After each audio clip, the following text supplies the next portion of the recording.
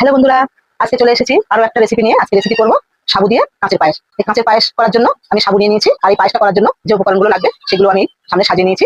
Liquid দুধ, 2 packet Amul দুধ নিয়েছি, একটা তেজপাতা, 2টো গরম মশলা নিয়েছি, 1 বাটি চিনি নিয়েছি, আর নিয়েছি কাজু আর ঘি নিয়েছি। এখন আমি সাবুটা পানি দিয়ে ধুয়ে নেবো।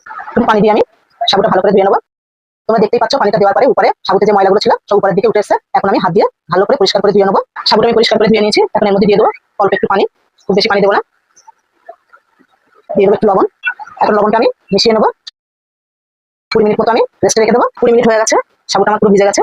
এই সাবুটা তোমরা হাত দিয়েও মাখিয়ে নিতে পারো, যেভাবে ময়দা মাখা। আমি মিক্সিং বলে দিয়ে ব্লেন্ড করে নেবো। সাবুর ডোটা আমার রেডি করা হয়ে গেছে। সেই ডো থেকে আমি কিছুটা ডো এই প্লেটে অল্প করে তুলে নিয়েছি। এখন আমি হাতের মধ্যে একটু ঘি লাগিয়ে নেবো। নিয়ে অল্প করে এইভাবে নিয়ে ঠিক হাত দিয়ে এইভাবে গোল করে নেবো। দেখো একটা গোল আমার হয়ে গেছে। ঠিক এইভাবে ছোট ছোট করে গোল করে নেবো। একইভাবে বাকিগুলো সব গোল করে নেবো। আমার সবগুলো ছোট ছোট বলের সেট দেওয়া হয়ে গেছে। তোমরা চাইলে লম্বাটা সেটটাও দিতে পারো। আমি এরকম করে করেছি।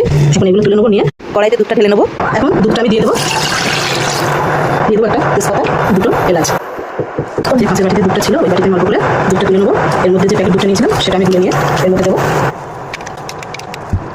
আমার দুধটা এখন এর মধ্যে দিয়ে দেবো, নেড়ে দেবো। আমি এর মধ্যে থেকে এলাচ আর তেজপাতাটা তুলে নেবো। এখন এর মধ্যে চিনিটা দিয়ে দেবো, নেড়ে চলে মিশিয়ে নেবো।